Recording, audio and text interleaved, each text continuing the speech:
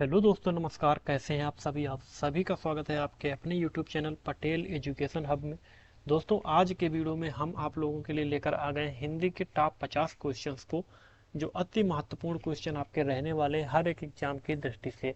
दोस्तों, आप लोग वीडियो के एंड में कमेंट बॉक्स में जरूर बताएंगे कि आपका स्कोर कितना रहा, आपको ऑलरेडी कितने क्वेश्चन पहले से पता थे। अब हम लोग पहले क्वेश्चन की तरफ चलते हैं। तो क्वेश्चन आपका है, खड़ी बोली का प्रथम महाकाव्य है। बहुत ही महत्वपूर्ण क्वेश्चन है दोस्तों, क्लास को बिल्कुल भी स्किप नहीं करेंगे आप लोग। देखिएगा, खड़ी बोली का प्रथम महाकाव्य पूछा जा रहा है। तो खड़ी बोली का जो प्रथम महाकाव्य है वो प्रिय प्रवास है। अगर पूछा जाए इसके रचनाकार कौन है, तो अयोध्या सिंह हरिऔध। कौन रचनाकार है? अयोध्या सिंह हरिऔध। अयोध्या सिंह हरिऔध। इसकी रचना अगर पूछी जाए कब की गई, तो दोस्तों 1914 में इसकी रचना की गई थी। इसके बारे में पूरी जानकारी आप लोगों को हो चुकी होगी। अगर नहीं है तो इसको नोट कर सकते हैं एक जगह पे, ताकि बाद में कभी भी काम आए। ये देखिएगा, ये क्वेश्चन कहा जा रहा है, भारतीय संविधान में किस भाषा को राजभाषा के रूप में स्वीकार किया गया है? तो हिंदी भाषा को राजभाषा के रूप में स्वीकार किया गया है। अगर बात करें किस अनुच्छेद के तहत, दोस्तों किस अनुच्छेद के तहत अगर इसको स्वीकार किया गया है, तो अनुच्छेद 343 के तहत। अनुच्छेद 343 के तहत। अब देखिएगा, ये रहा सभी आपके मोस्ट इंपॉर्टेंट क्वेश्चन है दोस्तों। वर्णमाला में स्पर्श व्यंजनों की संख्या पूछी जा रही है। 25 होते हैं स्पर्श व्यंजन। कौन कौन से स्पर्श व्यंजन होते हैं? तो पूरा का वर्ग होता है, चा वर्ग होता है, टा वर्ग होता है, ता वर्ग होता है, पा वर्ग होता है। ये सभी इनमें पांच पांच जो आते हैं। तो इसकी एक ट्रिक है कचटतप। कचटतप अगर आप लोग याद रखेंगे तो कभी भी स्पर्श व्यंजनों की गलती नहीं होगी। पूछा जाएगा, आप लोग आराम से बता देंगे। तो कितने होते हैं? का वर्ग में 5, चा वर्ग में 5, इसी तरह से 5 5 होते हैं। तो टोटल जो है 25 आपके स्पर्श व्यंजन होते हैं। ये देखिएगा, हिंदी भाषा में कितने स्वर हैं? स्वर पूछे जा रहे हैं दोस्तों। हिंदी भाषा में स्वर 11 होते हैं। कितने होते हैं? हिंदी भाषा में 11 स्वर हैं। कौन से हैं? छोटा आ से लगा के औ तक के सभी स्वर माने जाते हैं। सभी स्वर माने जाते हैं। अब देखिएगा, ये रहा फ्लुत स्वर कौन सा होता है? फ्लुत स्वर। तो दोस्तों इसकी जो पहचान है वो इस प्रकार से है, इसको बोलने में बहुत अधिक समय लगता है। बहुत अधिक समय में लगता है, और इसका कोई अलग से निशान नहीं है। इसकी जो है, कभी कभी आपको शब्द में गिनती का 3 देखने को मिल जाएगा, जो कि यहाँ पर है। तो ऑप्शन नंबर ए आप लोग टिक कर देंगे, यही इसकी पहचान है। अब देखिएगा, ओ औ किस प्रकार के वर्ण है? ओ औ किस प्रकार के वर्ण है, बताइएगा। सबसे पहले अगर इनको जानना है तो यहाँ पर जो है देखिएगा, ये है कंठोस्थ। ये क्या है? कंठोस्थ है।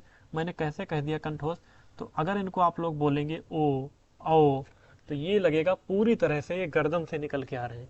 गर्दन से निकल के आ रहे हैं, इसी तरह से हम लोग इसको कंठोस्थ कहेंगे। बोल के आप लोग देख लीजिएगा, पता चल जाएगा। अगला क्वेश्चन देखिएगा, ये रहा। स्वर ध्वनि के प्रकार हैं। स्वर ध्वनि के दोस्तों 3 प्रकार की स्वर ध्वनि होती है। एक दीर्घ है, एक प्लुत है, एक ह्रस्व स्वर है। उपरोक्त तीनों आपका आंसर हो जाएगा।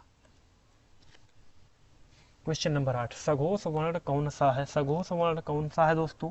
सघोष जो आपके वर्ण होते हैं, सघोष जो आपके वर्ण होते हैं, इसमें से है बा। क्या है? बा जो है आपका सघोष वर्ण है। इसकी पहचान की अगर बात करें तो दोस्तों इनको बोल के देखेंगे, थोड़ी सी जिसमें मोटी आवाज निकले, थोड़ा सा कंपन हो, तो वही सघोष वर्ण होते हैं। जैसे कि बा, भा, और तुम्हारा हो गया धा। इस तरह के जितने भी हैं सब सभी सघोष होते हैं। बोल के देखिएगा, थोड़ी सी मोटी आवाज लगेगा कि वाइब्रेट हो रहा है, कंपन हो रहा है। जबकि जब पा को बोलेंगे बिल्कुल स्पष्ट निकल रहा है, कहीं भी मोटी आवाज नहीं, कुछ भी नहीं, था, सा। तो ये जो है सघोष वर्ण नहीं है। सघोष वर्ण होते हैं बा, भा, मा। बा ऑप्शन में है, इसको टिक कर देंगे। बहुत ही अच्छे क्वेश्चन है। अब देखिएगा, अनुनासिक व्यंजन कौन से होते हैं? दोस्तों अनुनासिक जो व्यंजन होते हैं, वर्ग के पंचमाक्षर जो हैं, वही अनुनासिक व्यंजन होते हैं। अगर ये पूछे कौन कौन से, तो ये जो आपका हो गया ड़ा, फिर हो गया या, फिर अणा, फिर आपका हो गया ना, फिर माँ। इसकी अगर पहचान की बात करें तो यही आप लोग दिमाग में रख लेंगे। अनुनासिक जो व्यंजन है दोस्तों, ये जब बोलेंगे तो लगेगा कि नाक से बोले जा रहे हैं। किससे? नाक से। जब बोलेंगे तो नाक से आवाज निकलेगी, लग रहा है कि नाक से बोले जा रहे हैं। तो यही अनुनासिक है। अनुनासिक, इसी में आप लोग याद रख लेंगे कि नाक से जो आवाज जिनकी निकलती है वो सब अनुनासिक के अंतर्गत आते हैं। तो यही आपके पांचों हैं वर्ग के पंचमाक्षर। तो हर वर्ग के पंचमाक्षर यानी का वर्ग में सबसे लास्ट में ये आता है तो ये हो गया। इसी तरह चा में ये आता है तो ये हो गया। हर वर्ग का पंचमाक्षर यही आपके 5 होते हैं। तो इस तरह से समझ लेंगे। अब देखते हैं अगले क्वेश्चन को। हरियाली है, हरियाली क्या है? हरियाली दोस्तों ये जो है आपकी जातिवाचक नहीं, समूहवाचक नहीं, विशेषण नहीं, ये भाववाचक है। क्या है? हरियाली जो है भाववाचक है। कैसे भाववाचक है दोस्तों? इसमें आप लोग समझेंगे जिन संज्ञा शब्द से किसी प्राणी या वस्तु की स्थिति या दशा का पता चलता है, स्थिति या दशा का पता चलता है, उसमें जो है भाववाचक संज्ञा हो जाती है। जैसे कि अगर कोई चीज़ कही जाए यहाँ पर बहुत हरियाली है, तो ग्राउंड जो है इसकी बहुत हरियाली है, तो यहाँ पर जो मैदान है उसकी क्या है? विशेषता बताई है, स्थिति बताई है। स्थिति उसकी कैसी है? हरा है कि कैसा है? तो उसकी स्थिति बताया है, इसीलिए भाववाचक संज्ञा हो जाती है। क्या है? भाववाचक संज्ञा हो जाती है। ये रहा आपके सामने अगला क्वेश्चन, तेजाब। दोस्तों तेजाब, इस तरह के क्वेश्चन को देखते ही आप लोग द्रव्यवाचक कह देंगे। किस लिए कह देंगे दोस्तों? जो भी कोई चीज़ है अगर उसको माप तोल सकते हैं तो वो द्रव्यवाचक संज्ञा के अंतर्गत आती है। तेजाब को भी हम लोग माप सकते हैं, कितना तेजाब है, तो वो सब जो है द्रव्यवाचक संज्ञा के अंतर्गत आती हैं।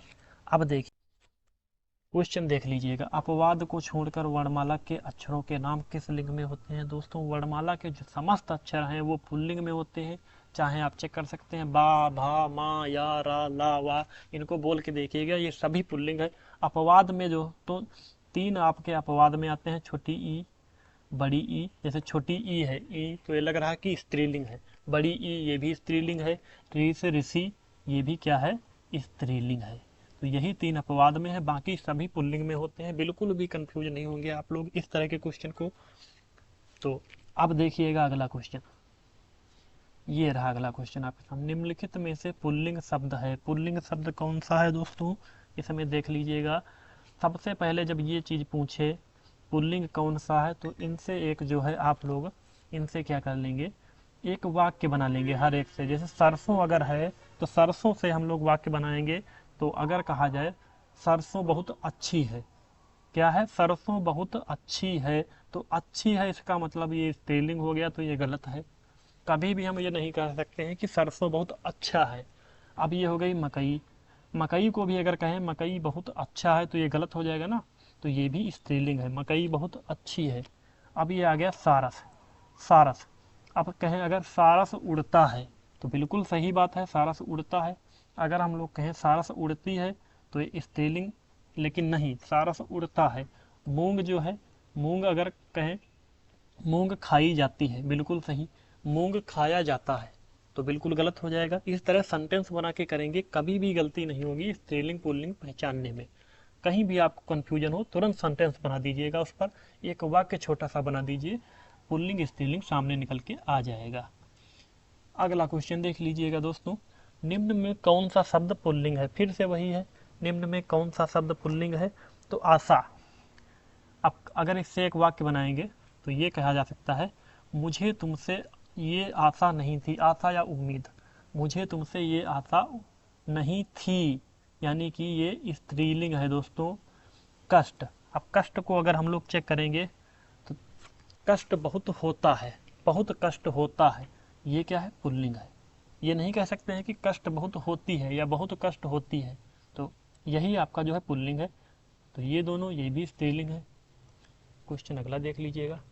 क्लास आपको समझ में आ रही होगी, उम्मीद करता हूँ दोस्तों। इससे अच्छी जो है आपको एक्सप्लेन कोई नहीं यूट्यूब पे मिल पाएगा कि इससे अच्छा एक्सप्लेन करें। अब देखिएगा क्वेश्चन नंबर 14। निम्नलिखित में से कौन सा शब्द एक वचन है? एक वचन कौन सा शब्द है? इसमें भी आप लोग वाक्य बना लेंगे। इसमें भी क्या कर लेंगे? एक वाक्य, छोटा छोटा वाक्य बना लेंगे, तो उसमें निकल के आ जाएगा एक वचन है या बहुवचन है। एक वचन पूछा जा रहा है, बहुवचन, तो आकाश जो है दोस्तों, इसमें आकाश एक वचन है, आकाश एक वचन है। बाकी जितने भी हैं ये बहुवचन है। वाक्य बना के देख लीजिएगा। दर्शन, दर्शन करने आए हैं, आए हैं, ये नहीं कह सकते हैं दर्शन करने आया है। तो इसी तरह से प्राण, कहेंगे प्राण निकल गए, प्राण निकल गया, गया नहीं कह सकते, प्राण निकल गए, इसका मतलब ये बहुवचन की तरफ दिखा रहा है। आंसू बह रहे हैं, ये नहीं कहा जा सकता है कि आंसू बह रहा है, तो ये भी इसी तरह से बहुवचन है। पूछा क्या जा रहा है, एक वचन, तो आकाश आपका एक वचन है।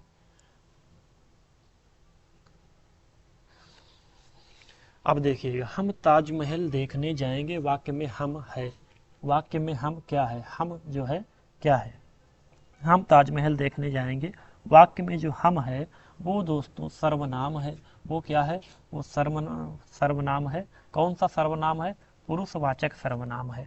कौन सा सर्वनाम है, पुरुषवाचक सर्वनाम है। हम ताजमहल देखने जाएंगे, इसमें जो पुरुषवाचक सर्वनाम है दोस्तों, स्त्री या पुरुष की जगह अगर कोई चीज़ लगाई जाती है तो पुरुषवाचक सर्वनाम के अंतर्गत आता है। यहाँ पर कोई स्त्री का नाम भी लिख दिया जा सकता था, सीता ताजमहल देखने जाएगी या राम ताजमहल देखने जाएगा, तो उन्हीं की जगह पर लिखा हुआ है हम ताजमहल देखने जाएंगे, तो उन्हीं की जगह पर अगर लगा हुआ है तो ये पुरुषवाचक सर्वनाम के अंतर्गत आएगा। अब देख लीजिएगा क्वेश्चन नंबर 16। क्वेश्चन नंबर 16, इनमें से निश्चयवाचक सर्वनाम का उदाहरण कौन सा है। इनमें से जो निश्चयवाचक सर्वनाम का उदाहरण है वो देख लीजिएगा। कोई, अगर इससे सेंटेंस हम बनाएं तो ये लिखा जा सकता है कि यहाँ कोई आया था, यहाँ कोई आया था। तो दोस्तों यहाँ कोई आया था, इसमें अभी संदेह है कौन आया था, तो ये तो बिल्कुल नहीं हो सकता। समझेंगे, चीज़ों को रटना नहीं, समझना है जैसे हम समझाएंगे, इस तरह से समझेंगे तो कभी भी गलत नहीं करेंगे। तो ये गलत हो जाएगा, यहाँ कोई आया था, कोई का मतलब पता नहीं है, तो निश्चय कैसे हो सकता है, निश्चयवाचक हो ही नहीं सकता है। तो यह अगर इसमें देखें तो यह पुस्तक है, हाँ कन्फर्म है कि यह जो है पुस्तक है, तो ये तो सही है बिल्कुल। यह खेलता है, यह पुस्तक है, पता है कि ये, हाँ ये पुस्तक है, तो यही सही है आपका। अब आगे देख लेंगे, जो, ये भी गलत हो जाएगा, कुछ, ये भी गलत हो जाएगा। सेंटेंस बना के देखेंगे आप। अगला देख लीजिएगा, हिंदी में कुल कितने सर्वनाम हैं। हिंदी में जो कुल कितने सर्वनाम हैं देख लीजिएगा। हिंदी में जो सर्वनाम हैं दोस्तों वो आपके 11 होते हैं। हिंदी में सर्वनाम कितने हैं, 11 हैं। कौन कौन से अगर हैं तो दोस्तों मैं, तू, आप, यह, वह, जो, सो, कोई, और इसके अलावा कुछ, क्या, और एक होता है कौन। देखिएगा 11 हो गए कि नहीं, 1 2 तो 4 6 8 10 11, 12 हो गए दोस्तों। 1 2 3 4 5 6 7 8 9 10 11, हाँ 11 हैं। यही आपके जो है सर्वनाम होते हैं। नोट करते हुए चलेंगे, क्वेश्चन बहुत ही इंपॉर्टेंट है हर एक क्वेश्चन, तो नोट कर लीजिएगा इसको, वीडियो को पास करके नोट कर लीजिएगा। ये देखिएगा, वहाँ भयंकर दुर्घटना हुई है, वहाँ भयंकर दुर्घटना हुई है, ये इसमें क्या है, रेखांकित पद, यानी कि इसके नीचे रेखा थी वो हट गई है तो इसके नीचे रेखा है। तो भयंकर जो है क्या है, यही पूछा जा रहा है, रेखांकित पद क्या है। रेखांकित पद दोस्तों क्या है, ये विशेषण है। क्या है, विशेषण है। इसकी भी पहचान हम बताएंगे, इसकी भी पहचान हम बताएंगे। विशेषण है, किस लिए विशेषण है दोस्तों, ये जो दुर्घटना हुई है, दुर्घटना हुई उसकी विशेषता बता रहा है, उसकी क्या बता रहा है, विशेषता बता रहा है, इसीलिए ये विशेषण है। कह रहा है कि भयंकर यानी कि बहुत बड़ी दुर्घटना हुई है, उसकी विशेषता बता रहा है किस प्रकार की दुर्घटना हुई है। तो जब विशेषता बताने वाले शब्द होते हैं वो सभी विशेषण होते हैं, तो ये क्या हो जाएगा, विशेषण हो जाएगा दोस्तों। विशेषण आपका जो है ऑप्शन नंबर ए में मिल जाएगा। अब देख लीजिएगा अगला क्वेश्चन जो आपके सामने निकल के आएगा वो कुछ इस प्रकार से है। ये क्वेश्चन है,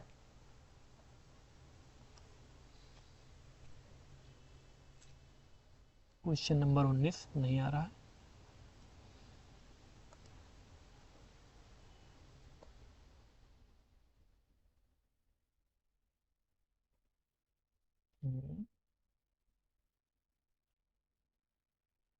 ये रहा क्वेश्चन नंबर 19, देख लीजिएगा। थोड़ा सा एरर हो गया था दोस्तों इसमें।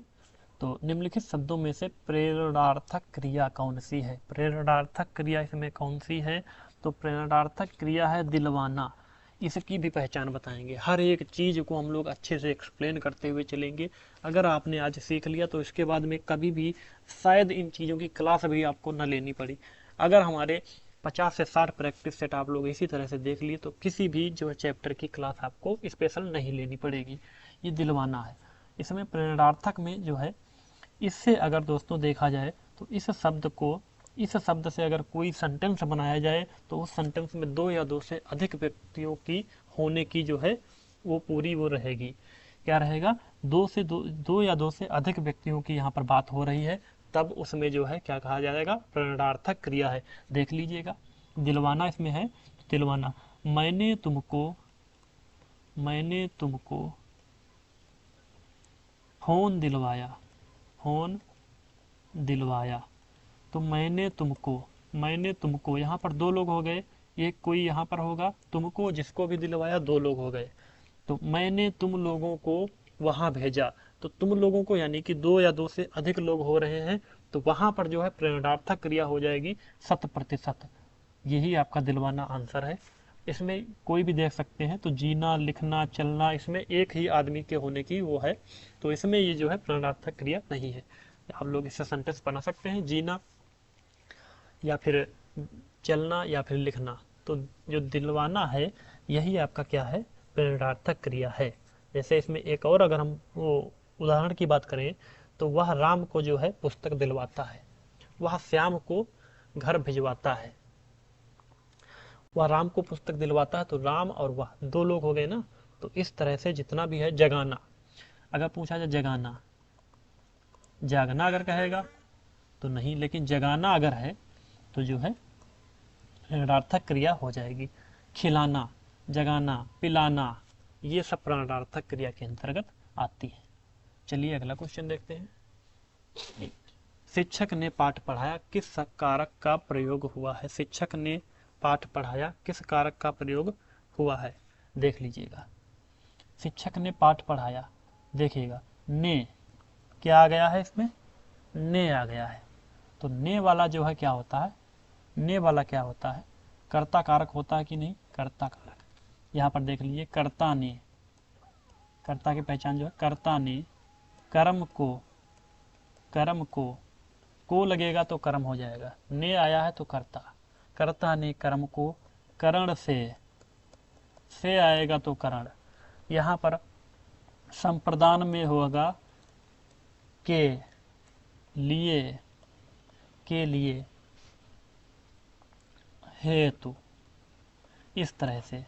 तो आगे ये चीज़ें अभी अगर जरूरत पड़ी अगले क्वेश्चन में तो पूरी बताएंगे। तो यहाँ जो है ने जहाँ पर आपको दिख जाए तो कर्ता कारक। अब देख लीजिएगा अगला क्वेश्चन। अगला जो क्वेश्चन है, छत से ईंट गिरी यानी कि छत से ईंट अलग हुई कि नहीं? पहले छत पर होगी, जब गिरी तो अलग हुई। अलगाव दिखा रहा है, क्या दिखा रहा है? अलगाव जब भी दिखाए दोस्तों, अलगाव जब भी दिखाए अपादान कारक होता है। रामू पेड़ से गिरा, पेड़ पर था पहले, पेड़ से गिरा, अलगाव हुआ तो अपादान, क्या हुआ? अपादान। देख लीजिएगा अगला क्वेश्चन, ये रहा, वह घर से बाहर गया, इस वाक्य में कौन सा कारक है? इसमें भी दोस्तों पहले घर था, बाहर गया तो अलगाव हुआ ना, तो ये भी जो है क्या हो जाएगा? अपादान कारक हो जाएगा। क्या हो जाएगा? अपादान कारक हो जाएगा। अगला क्वेश्चन देख लीजिएगा, क्वेश्चन नंबर 23 क्या कह रहा है आपका? क्वेश्चन नंबर 23, राम ने खाना खाया होगा में कौन सी क्रिया है? खाया होगा, देख लीजिएगा, पहले तो ये जो है भूतकाल की बात हो रही कि नहीं? तो भूतकाल तो है ही, लेकिन होगा का ये मतलब है कि संदिग्ध है बात, कंफर्म नहीं कि खाया है कि नहीं खाया है। तो क्या हो जाएगा? ये संदिग्ध भूतकाल हो जाएगा। क्या हो जाएगा? संदिग्ध जो है भूतकाल हो जाएगा। इसमें वही है दोस्तों, भूतकाल में जो काम हुआ है लेकिन संदिग्ध है, कंफर्म नहीं कहा गया है, होगा लगा है तो ये संदिग्ध है, तो संदिग्ध भूतकाल है। अब देख लीजिएगा, ये क्वेश्चन है, लड़के ने पुस्तक पढ़ी, वाक्य का काल कौन सा है? लड़के ने पुस्तक पढ़ी, क्या है? लड़के ने पुस्तक पढ़ी, तो वर्तमान में जो चीज हो रही है, लड़के ने पुस्तक पढ़ी का मतलब पढ़ चुका है, पूर्ण है, बात यहाँ पर कंफर्म हो चुकी कि पूर्ण है, तो पूर्ण वर्तमान क्या हो जाएगा, पूर्ण वर्तमान। ये आपका आंसर निकल के आया है। अब देख लीजिएगा, राम धीरे धीरे पढ़ता है में कौन सा अव्यय है, राम धीरे धीरे पढ़ता है में कौन सा अव्यय है। देख लीजिएगा, धीरे धीरे, धीरे धीरे कुछ समझ में आ रहा कि नहीं। धीरे धीरे जहां पर भी आए दोस्तों डैश लगा हो, वहां पर क्या हो जाएगा, क्रिया विशेषण, क्रिया विशेषण अव्यय आपका राइट आंसर हो जाएगा बी, क्रिया विशेषण अव्यय। अब देख लीजिएगा अगला ये क्वेश्चन, निम्न में कौन सा शब्द तत्सम है। तत्सम शब्द का मतलब होता है संस्कृत से जो शब्द बने हैं वही तत्सम शब्द होते हैं। तो तत्सम जो शब्द आपका है वो इसमें है आलस्य। क्या है, आलस्य। ये सभी तद्भव शब्द हैं आपके, ये सभी तद्भव शब्द हैं। आम तद्भव, आम का अगर तत्सम की बात करें तो आम्र होता है, आग की अगर बात करें तो अग्नि होता है, अग्नि। आसरा की बात करें तो दोस्तों आश्रय होता है, क्या होता है, आश्रय होता है। इस तरह से ये आपका जो तत्सम था पहले से, यही आपका आंसर हो जाएगा। योग रूढ़ शब्द कौन से हैं, योग रूढ़ शब्द कौन से होते हैं। योग रूढ़ दोस्तों इसकी जो पहचान है तो जो दो या दो से अधिक शब्दों से मिलकर बना होता है, दो या दो से अधिक शब्दों से मिलकर बना होगा। इसके द्वारा एक नया शब्द जो है उत्पन्न होगा, इसके द्वारा एक नया शब्द उत्पन्न होगा।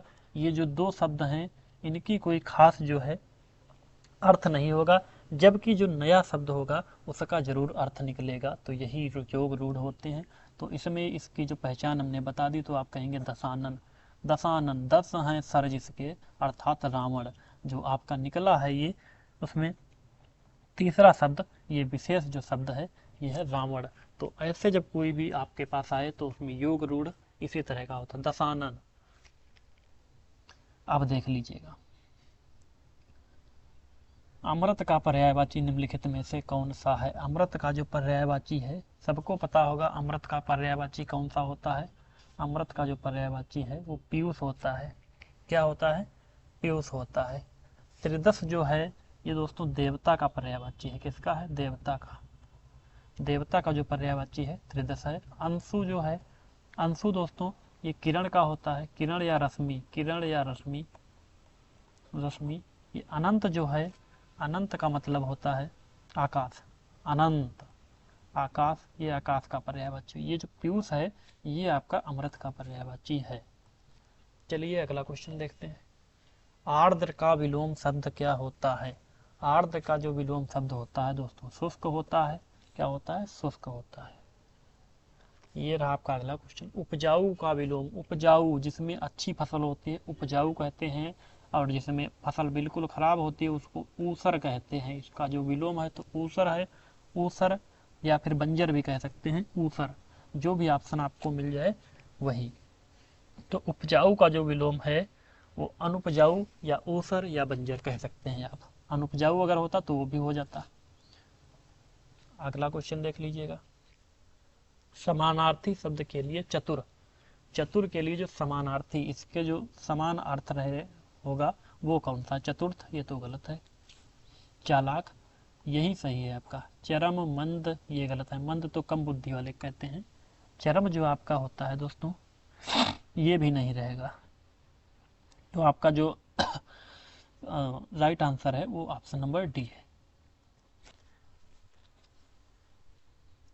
ये देख लीजिए, जो कहा ना जा सके, जो कहा ना जा सके वो होता है अकथनीय, जो पढ़ा ना जा सके वो होता है अपठनीय।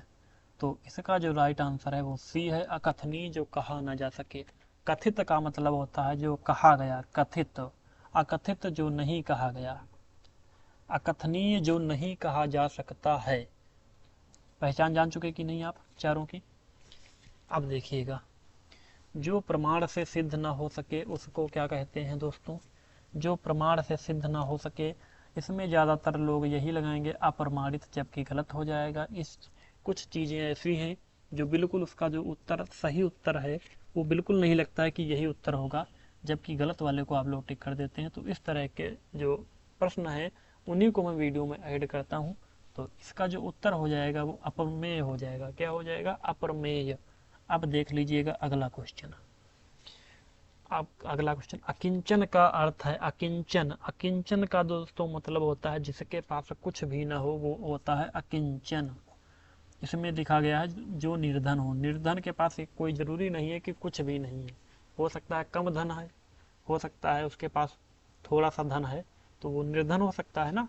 लेकिन अकिंचन का मतलब होता है जिसके पास कुछ ना हो, बिल्कुल भी कुछ ना हो, वही अकिंचन होता है। अब देख लीजिएगा अगला क्वेश्चन, जंगल में लगने वाली आग को क्या कहते हैं? जंगल में लगने वाली आग को कहते हैं दावानल। क्या कहते हैं? दावानल कहते हैं। और इसमें जो ये जठराग्नि है, जठराग्नि का क्या मतलब होता है? पेट की आग, पेट की आग। और ये बड़वानल होता है दोस्तों समुद्र की आग। ये सभी आपको मिल जाएंगे, पढ़ सकते हैं, समुद्र की आग। इसमें से एक दो क्वेश्चन जरूर पूछे जाते हैं दोस्तों इस तरह के। वनाग्र का होता है वन की आग, वन में लगने वाली आग। ये हो गया आपका क्वेश्चन कंप्लीट। ये देखिएगा अगला क्वेश्चन। एक एक क्वेश्चन से हम लोग चार चार क्वेश्चन को तैयार करते हुए चल रहे हैं। आँच न आने देना मुहावरे का निम्न में से सही अर्थ कौन सा है? आँच न आने देना, आँच न आने देना। जब तक जो है मेघनाथ था तब तक रावण को आँच नहीं आई। कह रहा जब तक हम हैं तब तक आपको आँच नहीं आने देंगे। ये इसका क्या मतलब है? आँच नहीं आने देंगे यानी कि जरा भी कष्ट नहीं आने देंगे। जब तक हम हैं तब तक आपको आँच नहीं आने देंगे। बड़ा भाई छोटे भाई से कहता है जब तक हम हैं तब तक आपको आँच नहीं आने देंगे, जरा भी कष्ट नहीं आने देंगे। ये रहा आपका उत्तर। अगला क्वेश्चन देख लीजिएगा, निम्नलिखित में से द्वंद्व समास बताइए। निम्नलिखित में से जो है द्वंद्व समास बताइए। द्वंद्व समास की जो पहचान होती है दोस्तों, वो जो इसकी पहचान होती है, इनके दो पदों के बीच में या अथवा होता है, या अथवा डैश का निशान भी आपको मिल जाएगा। तो इसमें क्या होता है? द्वंद्व समास होता है, बीच में जो है निशान आपको देखने को मिल जाएगा। तो यही आप लोग टिक कर देंगे, पाप पुण्य, आज कल, तुम या हम। तो इसमें जो है द्वंद्व समास होता है। अगला देख लें, ये रहा, प्रमाणिक शब्द के मूल शब्द और प्रत्यय का सही अलगाव। मूल शब्द और प्रत्यय दोस्तों इसमें समझने वाली बात है, प्रत्यय शब्द के बाद में आता है, शब्द के बाद में प्रत्यय आता है, और जो मूल शब्द है वो पहले लगा होता है। मूल शब्द, मूल शब्द का कुछ न कुछ अर्थ जरूर होता है, जबकि प्रत्यय में कोई जरूरी नहीं कि इसका कुछ न कुछ अर्थ बने ही। ये बात कंप्लीट हुई कि नहीं? तो दोस्तों देख लीजिएगा, प्रमाणिक का पूछ रहा है, प्रमाणिक, प्रमाणिक। तो यहाँ से मूल शब्द को अलग कर लो। मूल शब्द है प्रमाण, मूल शब्द है प्रमाण। परा है कोई मूल शब्द है? नहीं है। प्रमा ये कोई मूल शब्द है? बिल्कुल नहीं है। प्रमाण ये कोई मूल शब्द? बिल्कुल नहीं। ये प्रमाण है, ये यही मूल शब्द है। मूल शब्द निकालने के बाद जो बचे वही क्या होता है? प्रत्यय होता है। तो प्रमाण प्लस एक। ये कभी भी इस टाइप का क्वेश्चन है तो यहाँ से मूल शब्द चेक कर लें, क्या मूल शब्द का कोई अर्थ निकल रहा कि नहीं। अगर अर्थ निकल रहा तो सही है, नहीं निकल रहा तो गलत है। अब अगला देख लीजिएगा, ये गिरिधर का सही समास विग्रह। गिरिधर का सही समास, गिरि को धारण करने वाले, वाला नहीं वाले, श्री कृष्ण भगवान है तो वाले, गिरि को धारण करने वाले अर्थात श्री कृष्ण जी, यही आपका जो है सही हो जाएगा। ये क्वेश्चन देख लीजिएगा, रचना के आधार पर वाक्य के कौन कौन से भेद होते हैं। वाक्य के जो भेद हैं रचना के आधार पर वो कौन कौन से हैं? तीन भेद होते हैं रचना के आधार पर। तीन भेद कौन से होते हैं दोस्तों? एक सरल होता है, एक मिश्र होता है, एक संयुक्त होता है। लिख के रख लेंगे, ये चीज़ें बहुत अच्छी काम आएंगी, नोट्स बना लेंगे। सरल, मिश्र, संयुक्त। ये अगला क्वेश्चन देखिएगा, ये निम्नलिखित में से कौन सा वाक्य व्याकरण की दृष्टि से व्याकरण की दृष्टि से अशुद्ध है? चेक कर लेंगे, वह दंड देने के योग्य है। इसमें ये देखेंगे के लगाने की क्या जरूरत है, वह दंड देने योग्य है, यही सही होगा ना। तो लिखा हुआ है वह दंड देने के योग्य है, तो यही आपका गलत है व्याकरण की दृष्टि से। 4 विद्यार्थी नकल करते हुए पकड़े गए, बिल्कुल सही है। मैंने यह पुस्तक पढ़ी है, बिल्कुल सही है। उन्होंने अभी अभी खाना खाया, ये भी बिल्कुल सही है। आपका यही option number A right answer हो जाता है क्वेश्चन नंबर 41 का। अब देखिएगा ये फूले कास सकल महिहाई, जनु बरसा ऋतु प्रकट बुढ़ाई। इसमें देखिए इस काव्य में पंक्तियों में कौन सा अलंकार है? अलंकार पूछा जा रहा है। इसमें जो अलंकार है दोस्तों वो उत्प्रेक्षा अलंकार है। क्या अलंकार है? उत्प्रेक्षा अलंकार है। इसकी जो पहचान होती है दोस्तों, पहचान इसकी ये होती है, जनु मनु, इसमें आप लोग ढूंढेंगे जनु, जनु आता है, मनु आता है, जनु मनु, जानो, जानो, मानो, इस तरह के अगर शब्द मिलेंगे तो आप तुरंत वही बता देंगे कि उत्प्रेक्षा अलंकार है। तो जन्म इसमें आ गया था तो हम लोग कह दिए कि ये उत्प्रेक्षा अलंकार है। अब देखिएगा अगला क्वेश्चन, हिंदी प्रदीप पुस्तिका का जो संपादन है वो किसने किया था? हिंदी प्रदीप पुस्तिका का जो संपादन है बालकृष्ण भट्ट ने किया था। किसने किया था? बालकृष्ण भट्ट ने किया था। तो इसका जो संपादन हुआ था दोस्तों वो 1877 ईस्वी में हुआ था। कब हुआ था? 1877 ईस्वी में। यह एक मासिक पत्रिका थी। कौन सी पत्रिका थी? मासिक पत्रिका थी। ये जो थी मासिक पत्रिका थी। अगर पूछा जाए मासिक पत्रिका थी कि नहीं तो आप बता सकते हैं कि हिंदी प्रदीप एक मासिक पत्रिका थी। ये रहा इतना आपका। अब आगे चलते हैं। करुण रस का स्थायी भाव बताइए। करुण रस का जो स्थायी भाव है दोस्तों वो है शोक। क्या है? शोक। ये सभी को पता होगा करुण रस का जो स्थायी भाव होता है वो क्या होता है? वो होता है दोस्तों शोक। अब चलते हैं अगले क्वेश्चन की तरफ। अगला क्वेश्चन ये रहा, दिए गए विकल्पों में द्रविड़ परिवार की भाषा कौन सी है? द्रविड़ परिवार की जो भाषा है दोस्तों वो है कन्नड़। द्रविड़ परिवार की जो भाषा है कन्नड़ है। यही जो क्या है द्रविड़ परिवार की भाषा है। अब हम देखते हैं अगले क्वेश्चन को। अगर तो अगला क्वेश्चन आपके सामने है, ये देखिए, विकास की दृष्टि से प्राकृत की पूर्वकालीन अवस्था का नाम लिखिए। प्राकृत की जो पूर्वकालीन अवस्था का नाम है वो दोस्तों है पाली। क्या है? पाली है। यही भारत की जो है प्रथम देश भाषा मानी जाती है। भारत की अगर प्रथम देश भाषा है तो वही पाली है। और जो है ये संस्कृत से निकल के आई थी। कहाँ से निकल के आई है? संस्कृत से निकल के आई है। महात्मा बुद्ध ने अपना जो उपदेश है वो दोस्तों इसी भाषा में दिया था। ये बहुत ही कॉमन चीज, बहुत ही इंपॉर्टेंट चीज है। इस टाइप का क्वेश्चन आ सकता है। महात्मा जो बुद्ध जी थे उन्होंने अपना उपदेश किस भाषा में दिया था? तो भगवान बुद्ध ने अपना उपदेश जो है किस भाषा में दिया था? पाली भाषा में दिया था। कंफर्म हो गया कि नहीं? यही हमारा शायद लास्ट क्वेश्चन है। इसके बाद में हमारी क्लास की समाप्ति है। अगली क्लास फिर से हम आप लोगों के साथ जल्द मिलेंगे। हिंदी, रीजनिंग, मैथ 3 सब्जेक्ट की क्लास आपको इस चैनल पर मिलती रहेंगी। नए हो चैनल पर तो चैनल को सब्सक्राइब कर लें। अगर पहले सब्सक्राइब किए हैं तो वीडियो को शेयर कर दें। तब तक के लिए जय हिंद, जय भारत।